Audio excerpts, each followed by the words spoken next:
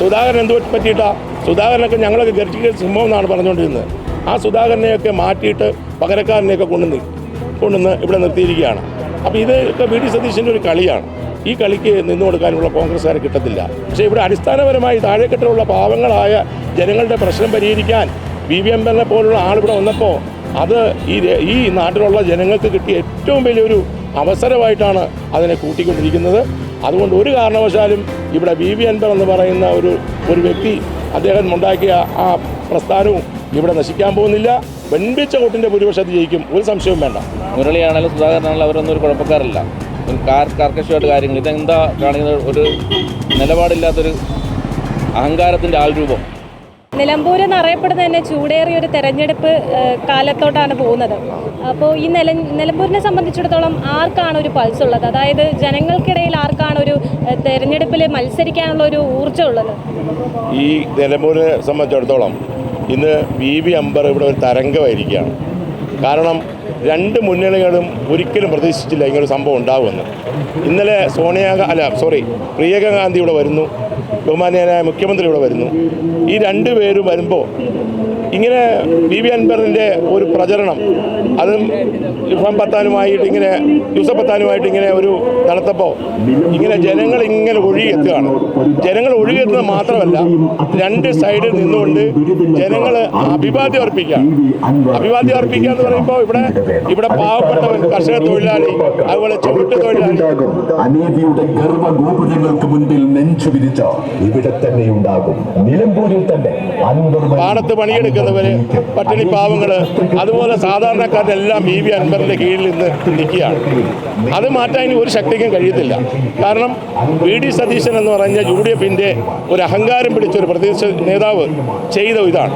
UDFന്റെ committee കൂടി അവർ പറഞ്ഞു associate എങ്കിലുമായി V അൻവറിനെ ഒപ്പം ചേർക്കണമെന്ന് പറഞ്ഞപ്പോൾ ഈ വി ഡി സതീശൻ്റെ കർശനമായ ആ നിലപാട് ഇവിടെയുള്ള ജനങ്ങൾക്ക് ഇഷ്ടപ്പെട്ടില്ല. അതിൻ്റെ ഉദാഹരണമാണ് ഇന്നലെ നമ്മൾ കണ്ടത്. അതുകൊണ്ട് ഇപ്പം ചേലക്കരയിൽ വി അൻവർ സ്ഥാനാർത്ഥി നിർത്തി ഏതാണ്ട് 4000 വോട്ടോളം പിടിച്ചു. ഇപ്പോൾ വി അൻവറോട് മത്സരിക്കുകയാണ്. വി അൻവർ ഒരു 10,000 വോട്ടിൻ്റെ ഭൂരിപക്ഷത്തോടു കൂടി ജയിക്കാൻ പോവുക. ഇനി തൃശ്ശൂർ കഴിഞ്ഞ് നമ്മുടെ കാസർഗോഡ് വരെ ഒരു മുന്നണികൾക്കും വി അൻവർ ഇല്ലാതെ ജയിക്കാൻ പറ്റത്തില്ലാത്തൊരു കണ്ടീഷനിലാണ്. 14 ജില്ലാ കമ്മിറ്റി ഉണ്ടാക്കി എല്ലായിടത്തോളം. ഞങ്ങളൊക്കെ കോൺഗ്രസ്സുകാരായിരുന്നു. കോൺഗ്രസിനെ പുല്ലുപോലെ വലിച്ചെറിഞ്ഞിട്ട് വരാൻ കാരണം ഒരു ഏകാധിപതിയെപ്പോലെ അങ്ങനെ ഏകാധിപതിയെപ്പോലെ ഒരു അഹങ്കാരം പിടിച്ച ഒരു പ്രസിഡന്റ്. അതുപോലെ നമ്മുടെ കെ സുധാകരൻ വളരെ മാന്യനായ ഒരു കോൺഗ്രസിൻ്റെ നേതാവായിരുന്നു. അദ്ദേഹത്തിനെയൊക്കെ തള്ളി മാറ്റിയിട്ടുകൊണ്ട് വി ഡി സതീശനെ പോലുള്ള ആൾക്കാർ ഇങ്ങനെ അഹങ്കാരത്തോടു കൂടി ഇങ്ങനെ വന്നപ്പോൾ ഈ രാജ്യത്തുള്ള സാധാരണക്കാരനായ രണ്ടറ്റം കൂട്ടി ജീവിക്കുന്ന പാവപ്പെട്ട ജനങ്ങൾക്ക് ഇഷ്ടപ്പെട്ടില്ല. അപ്പോൾ അവർ വോട്ടിൽ കൂടി പ്രതിഫലിക്കാം എന്നായിരുന്നു അവരുടെ കണക്കൂട്ടൽ. പക്ഷേ ഇന്നലെ ഈ റോഡ് ഷോ ഇങ്ങനെ പോകുമ്പോൾ അവർക്ക് പിടിച്ചു നിൽക്കാൻ പറ്റാതെ അവർ ഈ അണിനിരയിൽ വന്നിരിക്കുകയാണ്. ഇതുപോലെ കുട്ടികളും വൃദ്ധന്മാരും വയോധികരും അതുപോലെയുള്ള ചെറുപ്പക്കാരും സ്ത്രീകളുമൊക്കെ ഇതിനേക്കാളും 4 ഇരട്ടി വീടുകളുണ്ട് എന്നുള്ള കാര്യം കൂടി നിങ്ങൾ മനസ്സിലാക്കണം. അതുകൊണ്ട് ഒരു കഥ കൂടെ പറയാൻ പോവുക. ഒരു വർഷങ്ങൾക്ക് മുമ്പ് PC ജോർജ് ഇങ്ങനെ ഒറ്റയ്ക്ക് മത്സരിച്ചപ്പോൾ അന്ന് എല്ലാ മുന്നണിക്കാരും പറഞ്ഞു PC ജോർജ് ജയിക്കത്തില്ലെന്ന് പറഞ്ഞു. അന്ന് PC ജോർജിൻ്റെ കൊടുത്തായിരുന്നു ഞാൻ കേട്ടോ. പക്ഷേ PC ജോർജ് ഇതുപോലെ പോയപ്പോൾ അങ്ങനെ കാടളി വരുന്ന പോലെ ആൾക്കാർ വന്ന് 29,000 വോട്ടിന് ജയിച്ചു. അതിൻ്റെ ഒരു തനി ആവർത്തനം ഇത് ഈ നിലമ്പൂർ ഉണ്ടാകാൻ പോവുക. അത് നിങ്ങൾ കണ്ടോ? ഞാൻ ചുമ്മാ പറയുന്നൊന്നുമല്ല. ഞാനിതിപ്പോൾ തീർന്നില്ലേ, ഡ്രസ്സ് പോലും മാറാതെ ഇങ്ങനെ നടക്കുക. ഞങ്ങളൊക്കെ വന്നിട്ട് 10-12 ദിവസമായി. ഇനിയിപ്പോൾ ഇലക്ഷൻ്റെ തലേന്ന് പോകണം. എന്നുവെച്ചാൽ ഇവിടെ ഇലക്ഷൻ കമ്മീഷണർ വന്നിരിക്കുക നാട്ടിൽ. അതിനുശേഷം ഞങ്ങൾ തിരിച്ചു വരുമ്പോൾ നമുക്ക് കാണാം. അപ്പോൾ ചേട്ടാ ചോദിക്കാനുള്ളതെന്ന് വെച്ച് കഴിഞ്ഞാൽ ഇപ്പോൾ പ്രതിപക്ഷ നേതാവ് വി ഡി സതീശൻ്റെ ഇത്തരത്തിലുള്ള നിലപാടുകൾ UDFൽ എത്രത്തോളം വെല്ലുവിളി ഉണ്ടാക്കും? ആ പാർട്ടി എത്രത്തോളം താഴ്ചയിലേക്ക് താഴ്ത്തും? അതായത് UDFന്റെ ഘടകകക്ഷികളെന്ന് പറയുന്നത് ഷിബി ബേബി ജോണാണ്. ഷിബി ബേബി ജോൺ എന്ന് പറയുന്നത് ഒരു കുടുംബ പാർട്ടി പോലെയാണ് അതിൻ്റെ ഘടകകക്ഷികൾ. പിന്നെ പ്രവാസിയുടെ ആരോ UDFന്റെ ഘടകകക്ഷി ഉണ്ടെന്ന് ഇങ്ങനെ പറയുന്നു. പിന്നെ ഇപ്പോൾ പാവപ്പെട്ട BJ ജോസഫാണ് പിന്നെ ഉള്ളത്. BJ ജോസഫ് അദ്ദേഹം നല്ലൊരു നേതാവാണ്. അവർക്കൊന്നും പ്രതികരണശേഷി ഇല്ലെന്നാണ് എനിക്ക് തോന്നുന്നത്. പിന്നെ ഇപ്പോൾ ഇന്ത്യൻ യൂണിയൻ മുസ്ലിം ലീഗ് അത് ശക്തമായ ഒരു രാഷ്ട്രീയ പാർട്ടിയാണ്. അതിന് കുഞ്ഞാലിക്കുട്ടിയും പോലുള്ള വലിയ പ്രഗത്ഭമായ നേതാക്കളും അവരുടെ കാര്യങ്ങൾ അവരൊക്കെ പറഞ്ഞു UDF-ലേക്ക് എടുക്കാൻ പറഞ്ഞു. പക്ഷേ ഈ VD സതീശൻ്റെ ഒരൊറ്റ നിലപാട് അത് അഹങ്കാരം. കാരണം പിന്നെ നമ്മുടെ BV അൻവർ ഇതിലേക്ക് വന്നു കഴിഞ്ഞാൽ VD സതീശന് എന്തോ നഷ്ടപ്പെടും എന്നൊരു തോന്നൽ അദ്ദേഹത്തിന് ഉണ്ടായിട്ടുണ്ട്. അതുകൊണ്ടാണല്ലോ സുധാകരൻ എന്തോ പറ്റിയിട്ടാ സുധാകരനൊക്കെ ഞങ്ങളൊക്കെ ഗർജിക സിംഹം എന്നാണ് പറഞ്ഞുകൊണ്ടിരുന്നത്. ആ സുധാകരനെയൊക്കെ മാറ്റിയിട്ട് പകരക്കാരനെയൊക്കെ കൊണ്ടുവന്ന് ഇവിടെ നിർത്തിയിരിക്കുകയാണ്. അപ്പോൾ ഇതൊക്കെ VD സതീശൻ്റെ ഒരു കളിയാണ്. ഈ കളിക്ക് നിന്നു കൊടുക്കാനുള്ള കോൺഗ്രസ്സുകാരെ കിട്ടത്തില്ല. ഞാൻ പറയുന്നത് ചുമ്മാ ആണെന്നുണ്ടെങ്കിൽ നിങ്ങൾ മനസ്സിലാക്കിക്കോ, ഇവിടെയുള്ള ഇന്ന രാഷ്ട്രീയ പാർട്ടി എന്ന് പറയുന്നില്ല, എല്ലാ രാഷ്ട്രീയ പാർട്ടിയിൽ നിന്നും ശക്തമായ അടിയൊഴുക്ക് ഉണ്ടായിട്ടുണ്ട്. ആ അടിയൊഴുക്കിനെ തടയാൻ ഇനി ഒരു ശക്തിയും കഴിയത്തില്ല. കാരണം 2 ദിവസമേ ഉള്ളൂ. ഈ 2 ദിവസം കൊണ്ട് ഇനി എന്ത് മായം എന്ത് മന്ത്രമാണെങ്കിലും ഉണ്ടാക്കാൻ പോകുന്നത് ഒന്നും നടക്കത്തില്ല. അൻവർ ജയിക്കും, അൻവർ MLA ആകും. അത് അൻവറിൻ്റെ ഒരു ഭാഗ്യമാണെന്ന് കൂട്ടി വെച്ചാൽ മതി. 2026 ഇലക്ഷനെ നന്നായിട്ട് ഇത് ബാധിക്കുമോ? 2028 ഇലക്ഷനെ ബാധിക്കുമെന്ന് പറഞ്ഞു കഴിഞ്ഞാൽ VD സതീശൻ മാറുകയും UDF-ലെ ഘടകകക്ഷിയാക്കുകയും ചെയ്യുമെന്നുള്ള കാര്യത്തിൽ ഒരു സംശയമില്ല. കാരണം നമ്മുടെ വീടിൻ്റെ മേൽക്കൂര പോയി കഴിഞ്ഞാൽ നമുക്ക് എത്ര നാൾ പിടിച്ചിരിക്കാൻ പറ്റും? വെയിൽ വരും, മഴയാണെങ്കിൽ മഴ പെയ്ത് വെള്ളം വീഴും. അതുപോലെ മേൽക്കൂര പോയി കഴിഞ്ഞാൽ പിന്നെ ഫൗണ്ടേഷൻ പോയി കഴിഞ്ഞാൽ വീടില്ലല്ലോ. അതുകൊണ്ട് ഫൗണ്ടേഷൻ കെട്ടിക്കൊടുക്കാനുള്ള ആളെന്നുള്ള നിലയിൽ VD സതീശൻ നമ്മുടെ VV അൻവർ എന്ന് പറയുന്നത് ഇന്ന് അഭികാമ്യമായി നമുക്ക് വേണ്ടപ്പെട്ട ഒരു രാഷ്ട്രീയ നേതാവാണ്. കാരണം അദ്ദേഹം പറഞ്ഞല്ലോ, ഒരു പൈസ പോലും അദ്ദേഹത്തിൻ്റെ വേതനം പോലും ഇന്നുവരെ കൈപ്പറ്റിയില്ല എന്ന് തുറന്ന് പറഞ്ഞല്ലോ. അതുപോലും ഇല്ല.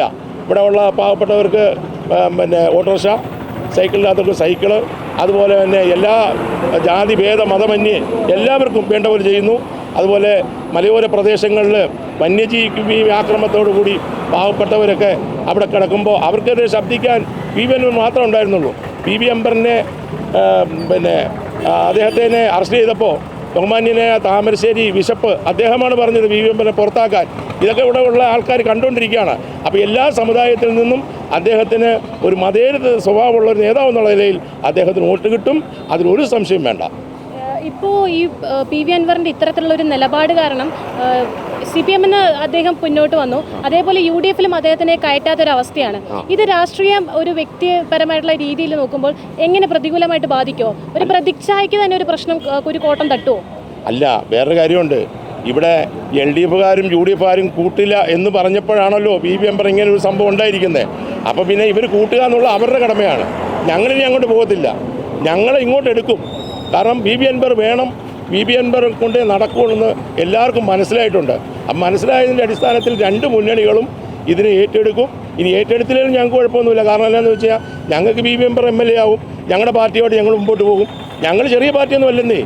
ഞങ്ങൾ 40 MP-മാരുള്ളതിൽ 28 നിയമസഭ 28 പിന്നെ ലോകസഭാ അംഗങ്ങളും MP-മാരും 12 രാജ്യസഭാ MP-മാരും ഉള്ളൊരു പാർട്ടിയാണ്.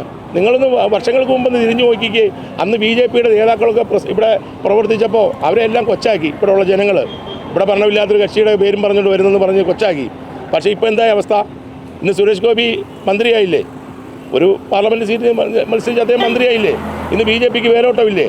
അപ്പം ഞങ്ങളെയൊക്കെ ചെറുതാക്കി വിടുന്ന ആൾക്കാർ ഞങ്ങൾ ഒറ്റയ്ക്കൊന്നുമില്ല. എല്ലാവരും വിചാരിക്കുന്ന VV അൻവർ എന്നൊരു രാഷ്ട്രീയം ഒരു പാർട്ടിയുടെ ഒരു പ്രതിനിധി എവിടെയെങ്കിലും മത്സരിച്ചിട്ട് അദ്ദേഹം അങ്ങോട്ട് തോറ്റുപോയി കഴിഞ്ഞാൽ വനവാസത്തിന് പോകുന്നതാണ് ചിലരുടെ ധാരണ.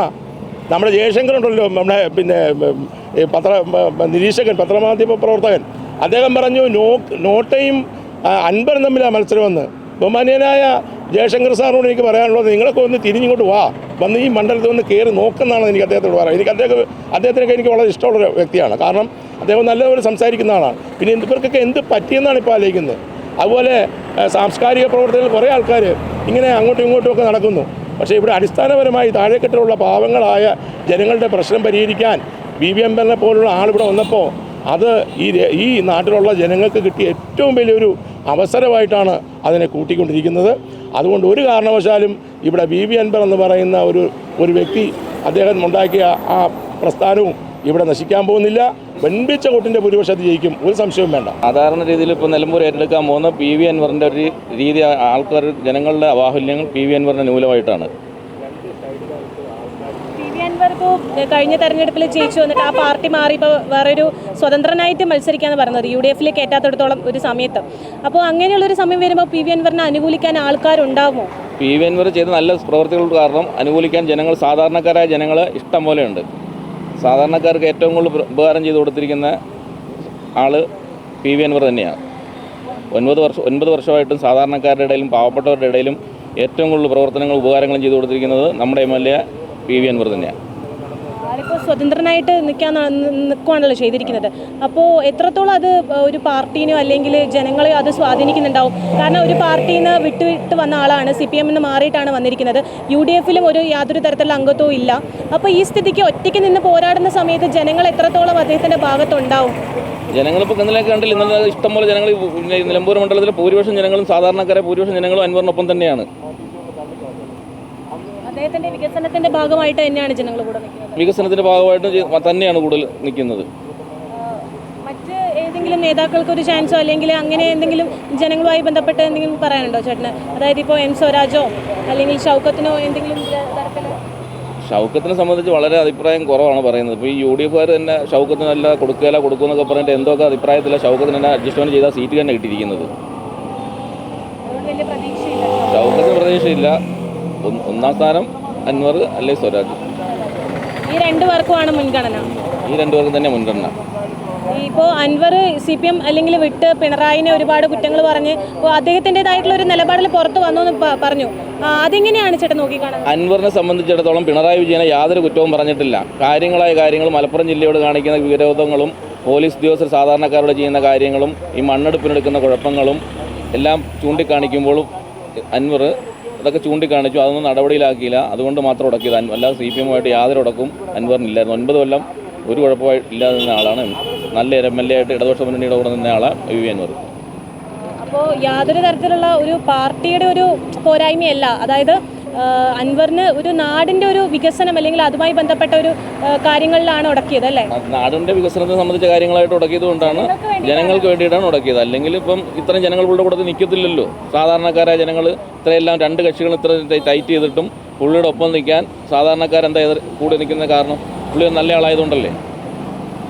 അപ്പോൾ നമ്മളിപ്പോൾ മനസ്സിലാക്കേണ്ടത് ഇതേ ഒരു പാർട്ടിയിൽ നിന്ന് പിന്തിരിഞ്ഞു വന്ന ആളാണ് അൻവർ. അതേപോലെ തന്നെ CPM-ൻ്റെ ഒരു സ്ഥാനാർത്ഥിയാണ് M സ്വരാജ്. M സ്വരാജ് എന്ന് പറയുന്നത് CPM-ൻ്റെ ഒരു പ്രധാനപ്പെട്ട നേതാവ് തന്നെയാണ്. അപ്പോൾ ആ ഒരു വ്യക്തിക്കും ഈ ഒരു തെരഞ്ഞെടുപ്പിൽ ഒരു അത്രത്തോളം പ്രാധാന്യം ഉണ്ടാവില്ല. സ്വരാജിൻ്റെ പ്രവർത്തന മണ്ഡലം ഈ നിലമ്പൂരുകാരനാണെങ്കിലും നിലമ്പൂരല്ല. നിലമ്പൂരുകാരനായിട്ട് നല്ല പ്രവർത്തനമൊക്കെ ചെയ്ത് സാധാരണക്കാർ കൂടെ നിന്നേനെ. പക്ഷേ ഇനി ചിലപ്പോൾ ഇവിടെ ജയിച്ചാൽ ചിലപ്പോൾ കൂടെ നിന്നാൽ ആൾ കാണുമായിരിക്കും. ജയിക്കുമെന്ന കാര്യം ഇലക്ഷൻ കഴിഞ്ഞാൽ നമുക്ക് പറയാൻ പറ്റുള്ളൂ. സ്വരാജും അൻവറും വെച്ച് നോക്കുമ്പോൾ ആരായിരിക്കും മുൻതൂക്കം വരിക? അതിപ്പോൾ സ്വരാജിനെ സംബന്ധിച്ച് നിലമ്പൂരിൽ പ്രവർത്തിക്കാനൊരു സാഹചര്യം കിട്ടിയിട്ടില്ല. തൃപ്പൂണിത്തുറയിലൊക്കെ നല്ലൊരു MLA ആയിട്ട് ആദ്യം അറിയപ്പെട്ടുകൊണ്ടിരുന്ന ഒരാളാണ് സ്വരാജ്. വ്യക്തിപരമായിട്ട് നല്ലൊരു മനുഷ്യനാണ് സ്വരാജ്. അപ്പോൾ സ്വരാജ് അല്ലെങ്കിൽ അൻവർ എന്നുള്ള രീതിക്കാണോ തിരഞ്ഞെടുപ്പ് മാറുന്നത്? സ്വരാജ് അല്ലെങ്കിൽ അൻവർ എന്നുള്ള രീതിക്ക് തന്നെയാണ്. ബാപ്പൂട്ടി കഴിഞ്ഞിട്ട് മുമ്പത്തെ പ്രാവശ്യം തോറ്റ്, കഴിഞ്ഞ പ്രാവശ്യം സീറ്റ് കിട്ടാതെ നിന്നതിൻ്റെ കയ്യിൽ പിന്നെ അങ്ങോട്ട് മാറും ഇങ്ങോട്ട് മാറും എന്ന് പറഞ്ഞ് VD സതീശനെ ഭീഷണിപ്പെടുത്തിയല്ലേ മേടിച്ചെടുത്തു സീറ്റ്. അല്ല ഇവിടെ സീറ്റ് കൊടുക്കത്തില്ലായിരുന്നു. ഈ ജോയിക്ക് കൊടുത്തിരുന്നാൽ ഇവിടെ സുഖമായിട്ട് ജോയി ജയിച്ചതാനും UDFൽ അൻവർ UDF കൂട്ടായി അസോസിയേറ്റ് മെമ്പറാക്കി നിർത്തിയതിനാൽ ഈ കുഴപ്പങ്ങളൊന്നും UDFന് ഉണ്ടാകില്ലായിരുന്നു. VD സതീശൻ്റെ പിടിവാശിയാണ് ഇതിനുണ്ടായ കാരണം. അൻവർ പറഞ്ഞിരുന്നു അല്ലേ, ജോയിയെ സ്ഥാനാർത്ഥിയാക്കണം എന്നുള്ളൊരു വാദം ഉന്നയിച്ചിരുന്നു. പക്ഷേ അവിടെ നിന്നാണ് UDF അതൊന്നും വേണ്ട, അതായത് അൻവറിനെ തന്നെ മാറ്റി നിർത്തിക്കൊണ്ടാണ് തിരഞ്ഞെടുപ്പ് മുന്നോട്ട് പോയിരിക്കുന്നത്. അപ്പോൾ അതൊരു തെറ്റായ തീരുമാനം തന്നെയാണ് VD സതീശൻ്റെ ഭാഗത്തു നിന്നാണ് ചേട്ടൻ പറയുന്നത്? അത് തന്നെ VD സതീശൻ്റെ ഭാഗത്തു നിന്ന് തെറ്റായ തീരുമാനം, ധാർഷ്ട്യവും അത് പറവൂർ വരെ ഉണ്ടാകാൻ പോവുക. BJP-യായിട്ട് അവിഹിത ബന്ധം സതീശൻ ഉണ്ടാക്കിയാൽ പറവൂർ വരെ VD സതീശൻ തോറ്റിരിക്കും. 6 മാസം കഴിഞ്ഞുള്ള തെരഞ്ഞെടുപ്പിൽ പറവൂർ നിയമസഭാ മണ്ഡലത്തിൽ വരെ സതീശൻ തോറ്റിരിക്കും. BJP-യായിട്ട് അവിഹിത ബന്ധം ഉണ്ടാക്കി വിജയിച്ചു. അത്രേ ഉള്ളൂ. സതീശൻ്റെ കാര്യം അത്രയേ ഉള്ളൂ. ഈ അൻവർ ഇവിടെ ജയിക്കുകയാണെങ്കിൽ UDF-കാർ തന്നെ വെച്ചുകൊണ്ടിരിക്കുകയല്ല. സതീശൻ കൂടുതൽ കക്ഷി ഈ UDF-ന് ഇത്രയും ഗതികേടുണ്ടായിരിക്കുന്നത്. സതീശിന്റെ നിലപാടുകളോട് എങ്ങനെയാണ് ചേട്ടൻ പ്രതികരിക്കാനുള്ളത്? സതീശിൻ്റെ നിലപാട് വളരെ മോശം. അഹങ്കാരം, ധാർഷ്ട്യം, ബാക്കി ആരെ അംഗീകരിക്കുകയില്ല. പുള്ളിയും കുറച്ച് പഴയ A ഗ്രൂപ്പുകാരെയൊക്കെ തട്ടിക്കൂട്ടി ഉടനെ മുഖ്യമന്ത്രിയാക്കണമെന്ന് പറഞ്ഞ് നിൽക്കുക. UDF-ൻ്റെ ഒരു നല്ല ഭരണം കാഴ്ചവെക്കണമെങ്കിൽ ഘടകകക്ഷികളും താഴെത്തട്ടിലുള്ള ആൾക്കാരും പറയുന്ന അനുകൂലം ആയിട്ട് നിന്നാൽ ഒരു UDF-ൻ്റെ ഒരു ഭരണം വരും. പാർട്ടിക്ക് വേണ്ടി അല്ലെങ്കിൽ പാർട്ടിയുടെ കാര്യങ്ങൾക്ക് വേണ്ടിയിട്ടാണ് വി ഡി സതീശൻ എന്ന് പറയുന്ന ഒരാൾ ഒരുപാട് കാര്യങ്ങൾ ഉന്നയിക്കുന്നതെന്നാണ് ജനങ്ങൾക്ക് ഉള്ള ഒരു വിലയിരുത്തൽ. അപ്പോൾ എങ്ങനെയാണ് അതിന് ചേട്ടൻ നോക്കിക്കാണുന്നത്? പാർട്ടിക്ക് വേണ്ടിയിട്ടല്ല, സ്വന്തം വ്യക്തിപരമായ താല്പര്യങ്ങൾക്ക് വേണ്ടിയിട്ട് മാത്രമാണോ?